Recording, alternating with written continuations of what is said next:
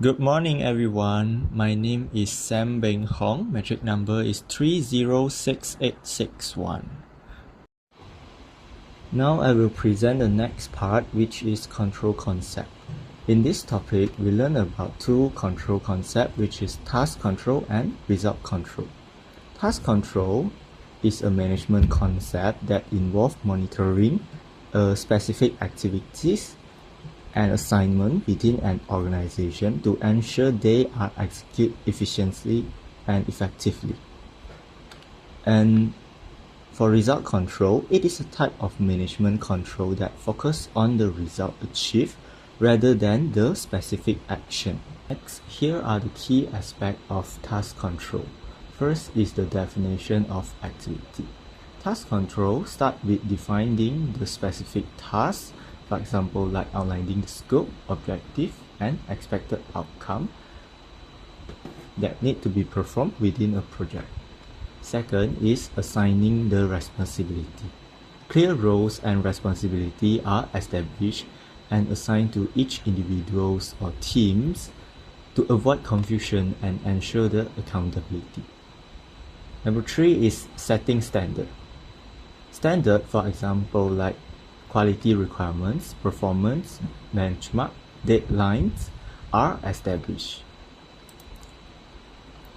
Number 4 is monitoring progress. Task control involves continuous monitoring of task progress. Next is resource allocation. Resource, for example, like personnel, materials, and equipment are allocated to tasks based on need. Number 6 is feedback and correction. If tasks are not progressing as planned, task control needs to provide feedback and make necessary correction. Next is performance measurement. Task level performance is measured against the predefined standard. For example, like KPI is often used to assess progress and quality. Number 8 is problem solving. When an issue is arise, task control need to identify the problem and implementing solution to keep tasks on track. Documentation. Comprehensive documentation like task-related activity, decision, and outcome is maintained. This documentation can be used for analysis, reporting, and improvement.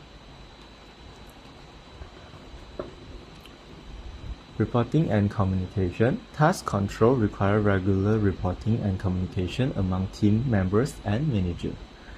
Number 11 is adaptability. Task control is adaptable to change in circumstance, priorities, and objectives. Number 12 is time management. Effective task control include time management practice to ensure tasks are complete within specific time frame. Next is quality assurance. Quality checks and review are conducted to maintain quality throughout the task. It is important to ensuring that the task is meet quality standard. And the last one is task documentation. Records of task assignment, performance, and outcome are maintained. These records serve as a reference for future tasks.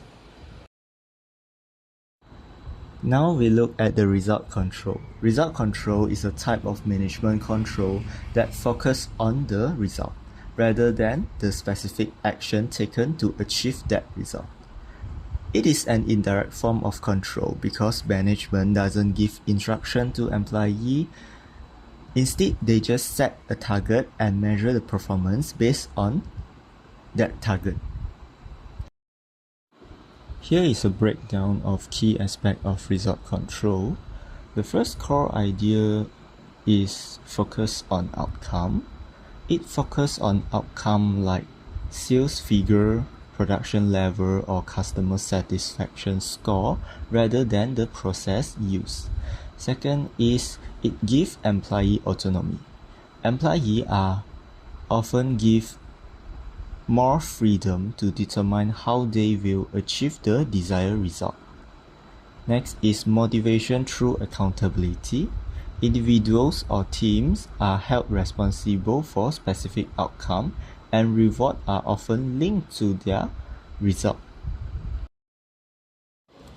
Next part is the key element of result control system. First, for the key element of result control system, we need to define the performance dimension by identifying the specific area where results are important to the organization goal. For example, like profitability, market share, quality, or innovation. Second, after we define the performance dimension, we need to establish a metrics and system to track and quantify the result achieved in the defined performance dimension.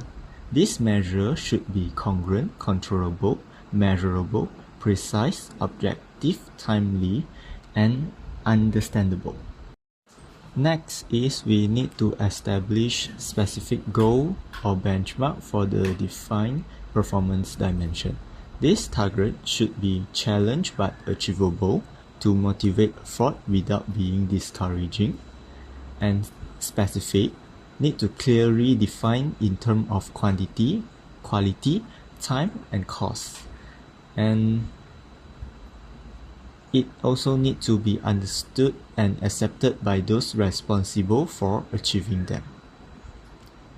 Next is result control system need to provide reward and punishment by linking performance outcome to consequences that are valued by employee. Reward can be financial or non-financial reward, like bonus, salary increase, or recognition. And punishment can be demotion, termination. Next part is the condition of effective result control. Result control only effective when the following conditions are present. First is the knowledge of desired result. The organization can clearly define and communicate the result it wants to achieve. Next is the ability to influence the result. The employee being held accountable must have a significant impact on the result being measured. And next is the ability to measure the result effectively. It must have a reliable and valid measurement of the desired result. Now we look at the next part, which is advantage and disadvantage of result control. The first advantage of result control is it is flexibility and autonomy. Because employee is given more freedom to find the best way to achieve the target, and result control have advantage on motivation and accountability as it clearly links effort and outcome toward rewards. And next is it focus on goal. It have direct attention toward achieving the organizational objective, and it is more efficiency. And also have facilitates decentralization. While for the disadvantage of result control, it is difficult to define good result, and it has potential for undesirable behavior, as employee might focus solely on measure result, potentially neglecting others important aspect of their job or engaging in unethical behavior to meet target. And also, result control is lack of guidance, as no one provides specific direction on how to improve performance. And it also depends on employee skill, as it assumes employee have the necessary skill and knowledge to achieve the desired result. So